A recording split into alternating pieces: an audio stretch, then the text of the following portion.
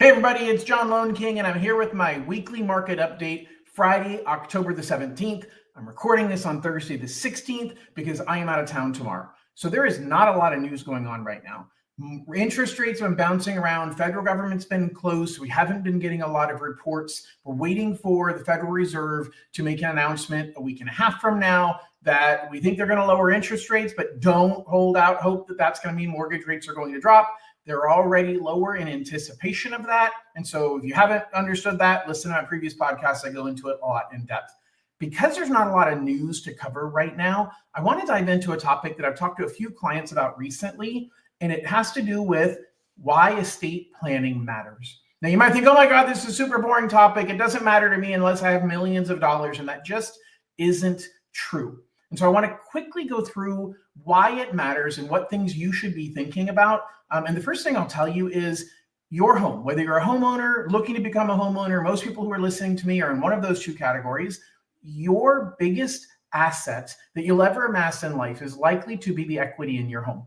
And yet you leave it to chance when it comes to what happens when you're gone, what happens when you pass away, and more importantly, what happens when you pass away without a plan.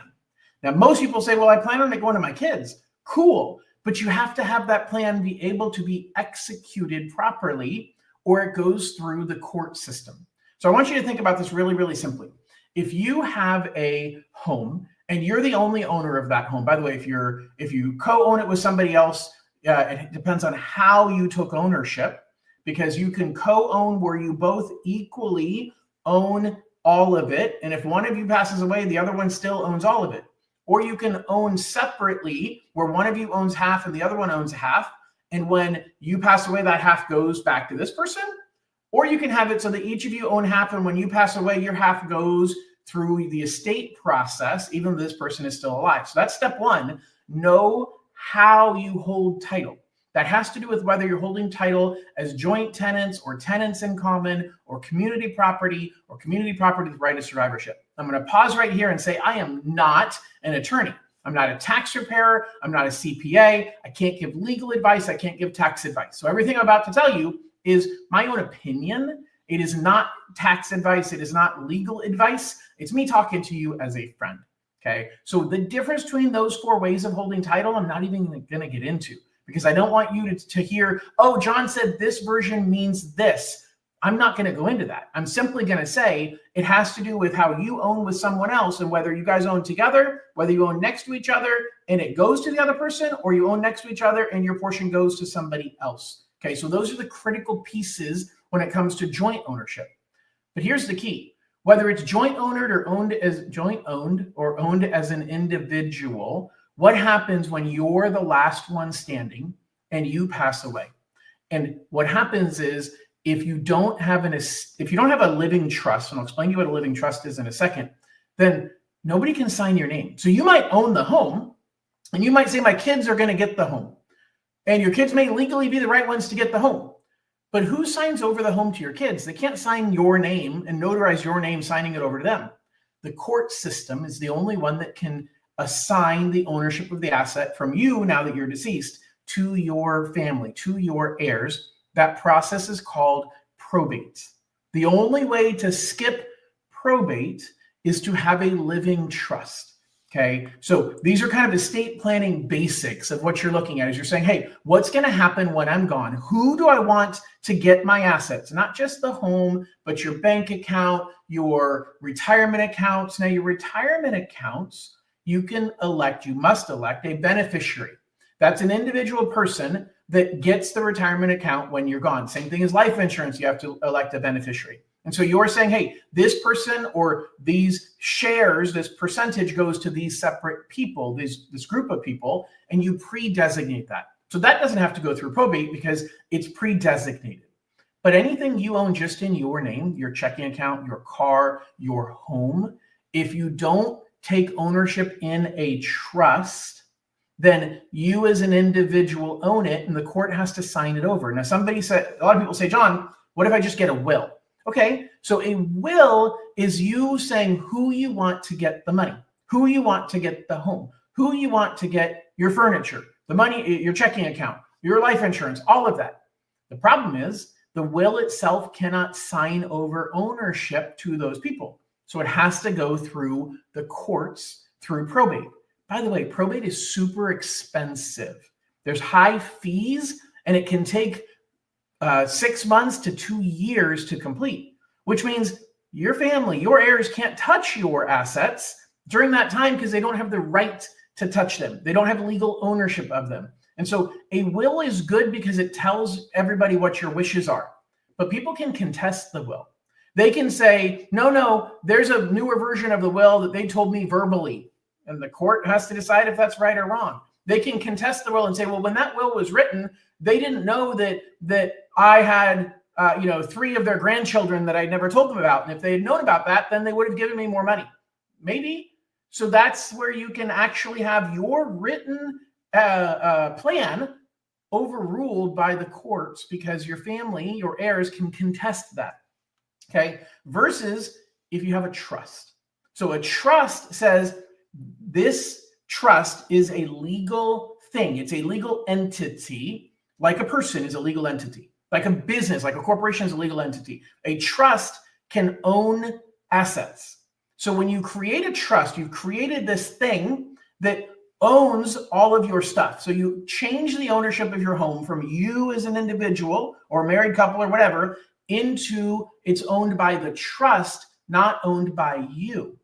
Now you own the trust. I'm oversimplifying it, but you put an intermediary, put something in the middle saying, I don't own my property. My trust owns my property. I'm in charge of the trust. Here's the cool thing. With the trust, once you pass away or are incapacitated, cannot make legal, financial, medical decisions for yourself, then the successor trustee, the next person that you've designated to be in charge, they take over being in charge of the trust. They have the right to sign on behalf of the trust. And so that successor trustee becomes the trustee, and they now can take out a loan on your property. They now can sell your property. They now can do anything with the trust because the trust owns all of your assets and they are now in control of the trust. And so it avoids probate because the trust is what owns the property. And so the trust sells the property. The trustee is the one that is in charge of the trust. And it's as simple as a stroke of a pen to say who the trustee is. Therefore, legally, somebody can sign to sell the property after you're gone because you didn't need to sign. Only the trustee did, and the trustee changes once you pass away. That is an oversimplification, but that's a trust.